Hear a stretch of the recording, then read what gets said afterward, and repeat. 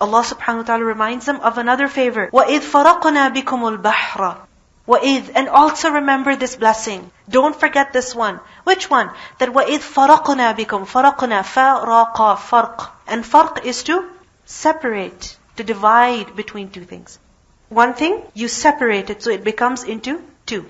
Like for example, cells, how do they multiply? By division. One cell divides into two. This is farq. Or similarly, you have a huge piece of paper and you cut it from the middle. Farq. Divide it. So, وَإِذْ فَرَقْنَا بِكُمْ. We parted bikum with you. What does it mean by bikum? Meaning لِأَجْلِكُمْ. Because of you. For your sake. We divided for your sake. What did we divide for your sake, O Bani Israel? Al-Bahra. The sea. The sea was divided into two for your sake. When? When Musa a.s. went to Fir'aun and demanded that Fir'aun should release the Bani Israel, what did Fir'aun do? He refused. Show us this sign, show us that miracle. Punishments were sent upon Fir'aun and his people. He said, remove this punishment, we will believe, we will let the Bani Israel go. Every time that was done, Fir'aun went back on his word. And eventually Allah subhanahu wa ta'ala commanded Musa a.s. take the Bani Israel and leave. Leave Egypt. Go to Palestine. So when they left, Musa a.s. he took the Bani Israel towards Palestine. And on the way to Palestine from Egypt, you have a sea in front of you. Now imagine, Bani Israel left not with boats, not with construction material, not with rafts, not with swimming gear. No. They left perhaps empty-handed or with the bare minimum stuff. At front of the sea, they're standing there like, that's it, we're going to be gone. So imagine the sea in front of them, the army of Fir'aun behind them. The people of Musa a.s. said, that's it, we're doomed, we're finished. Musa a.s. said, Kalla, no way, never. Inna ma'i Rabbi sayahdeen. With me is my Lord and He will guide me. He told us to come this way, He will show us what to do. Allah subhanahu wa ta'ala tells us in Surah Al-Shu'ara, ayah 63, that فَأَوْحَيْنَا إِلَى مُوسَى أَنِ اضْرِبْ بِعَصَاكَ الْبَحْرِ. That we inspired to Musa a.s. that strike the sea with your staff. The same staff which when he threw turned into a snake, the same staff he was told to throw into the sea. فَانْفَلَقَ. So the sea parted. And what happened? فَكَانَ كُلُّ فِرْقٍ كَالطَّوْدِ الْعَظِيمِ. And each part of the sea was like a huge mountain. So imagine all the water as if a huge mountain on your right and a huge mountain on your left, and in the middle, a dry path. وَإِذْ فَرَقْنَا بِكُمُ الْبَحْرَ. This was done for whose sake? Bani Israel. Have we ever heard of anyone else for whom this was done? The sea was parted for them? This is how special the Bani Israel was. وَإِذْ فَرَقْنَا بِكُمُ الْبَحْرَ. So what happened then? فَأَنْجَيْنَاكُمْ. Then we rescued you. Anjayna, same root, noon, jim, wow. We rescued you, we saved you. Because when the sea was parted, there was a clear path before them, and they crossed it safely. But when they crossed, Fir'aun said, great, I can also go after them. And when he tried to go after them, as he reached right into the center of the sea, what happened? وَأَغْرَقْنَا آلَ فِرْعَوْنَ. And we drowned the people of Fir'aun. The sea closed in on them. Just imagine. The sea closed in on them. وَأَغْرَقْنَا. أَغْرَقْنَا غَيْن رَا قَاف. غَرْق. And غَرْق is to drown. So we caused to drown who? آلَ فِرْعَوْنَ. The entire people of Fir'aun.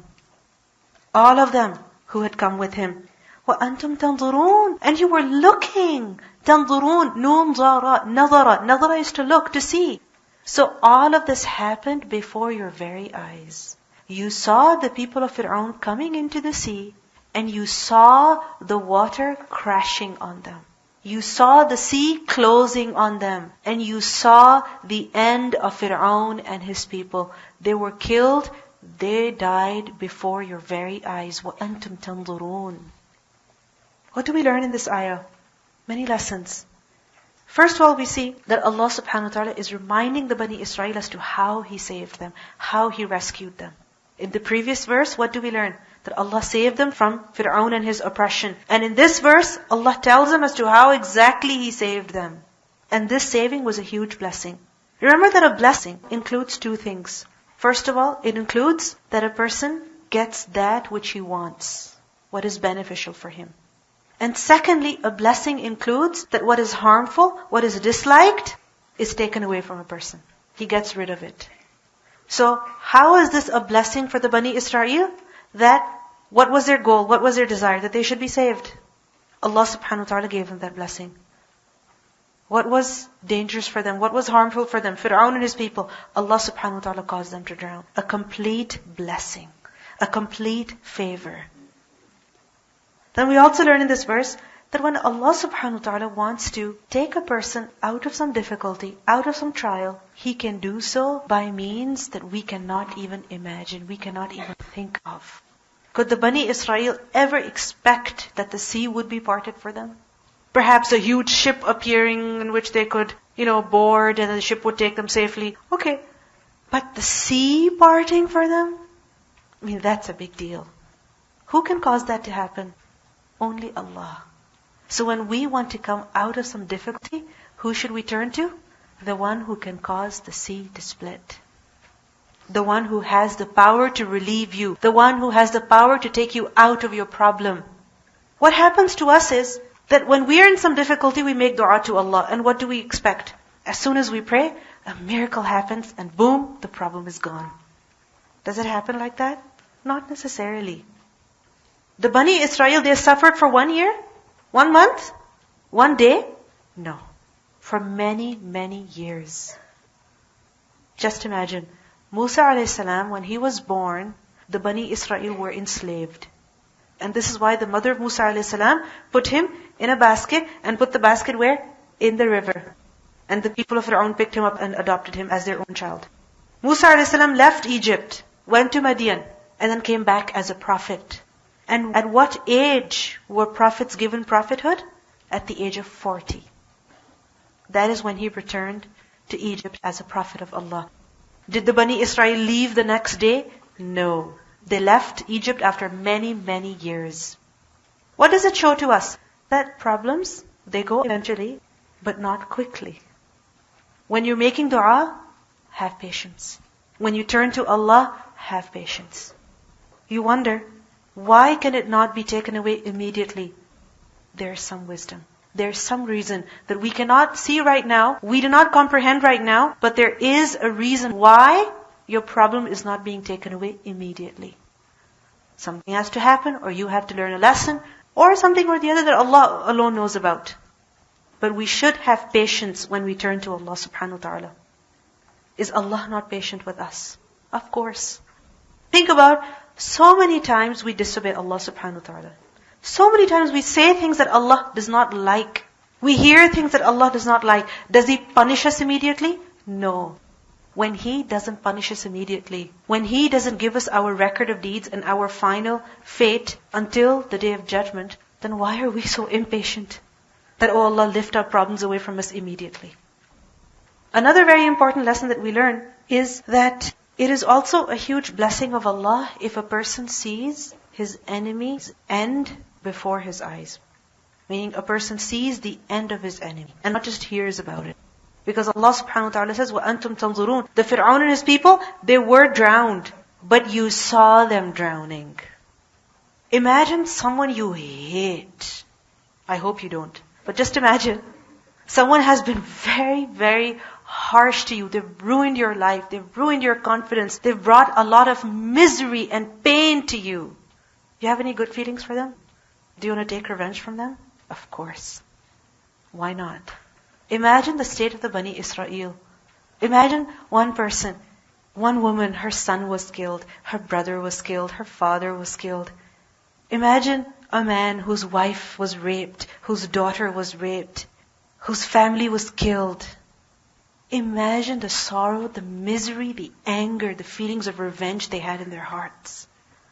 And Allah subhanahu wa ta'ala satisfied their hearts when He showed to them the end of Fir'aun and his people. وَأَنْتُمْ تَنْظُرُونَ. This was an added blessing on them, an added favor to them. وَأَنْتُمْ تَنْظُرُونَ. So this is also a huge favor that Allah subhanahu wa ta'ala reminds the Bani Israel of. One more lesson that we learn is, Fir'aun and his people, how were they punished? They were drowned in the sea. Fir'aun was a very, very proud person. He was a very proud man. And he considered himself to be God. Just imagine the foolishness of that man who knows he's not God, but he's telling people, I am God. Just imagine. And he tried to show his power to the people as well. Because this is how He controlled them. And how did He show His power to the people? We learn in the Quran, in Surah Al-Zukhruf, Ayat 51, that وَنَادَى فِرْعَوْنُ فِي قَوْمِهِ قَالَ يَا قَوْمِ أَلَيْسَ لِي مُلْكُ مِصْرٍ. He announced in His kingdom that, oh my people, this nation, this kingdom, doesn't it belong to me? Isn't it mine? وَهَذِهِ الْأَنْهَارِ. And these rivers in Egypt, تَجْرِي مِن تَحْتِي. They flow under my control, meaning I have absolute power and control over these rivers. So He boasted to them that He had authority, power over even the land of Egypt and the water of Egypt. And what happened? He died in that very water. He was killed in that very water.